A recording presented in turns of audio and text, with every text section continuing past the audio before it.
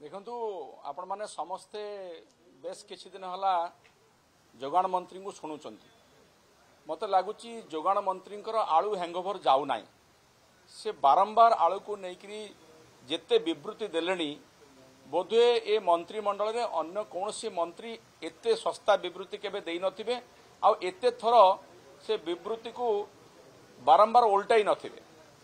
तेणु आज जे से कथा कहिसंती जे मनुष्यकृत अभाव आलू को लेकिन तैयारी करागला राजनीति करबा पई ता अत्यंत निंदनीय एवं तांकर अपरागता को घोड़ेबा पई से ए प्रकार विभ्रांतिकर बयान देइछन।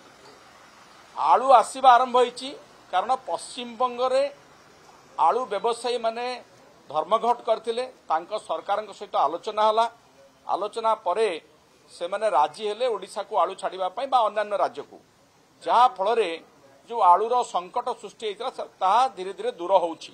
भल कथा ओडिशावासी एबे टिके सस्तारे आलू पाइबे टिके निश्वास मारिबे किंतु मंत्री महोदय तांको प्रयास रे किछि करि परले नहीं आउ याको मनुष्यकृत कहिकरी से पुणी थरे तांकर निज असुविधा बा निज अपारगता ये संपर्क रे से आउ थरे लोकों को विभ्रांति करने को चेष्टा करुछंती।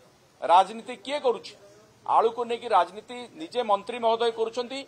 से जो बड़ बड़ कथा कहिथिले 300 ट्रक उत्तर प्रदेश रो आलू आसीबो ट्रेन रे आलू आसीबो ए कथा तो बारंबार भूल प्रमाणित होइछि। उत्तर प्रदेश रो आलू आनिबा संपर्क रे सरकारी स्तर रे कौन से आलोचना ही नहीं। से कहतु जे मु आलोचना करथिली जदि से आलोचना करछंती तो 300 ट्रक आसीबा कथा। जो आलू आपण उत्तर प्रदेश रो अल्प किछि ट्रक आसिला आपण माने समस्त भल कर जानिछंती सेटा व्यवसायी संघ बा व्यवसायी माने जो माने आलू व्यवसाय करंती से मान को उद्यम रे आस्तिला संकट को किछि प्रेरणा दूर करिया पई।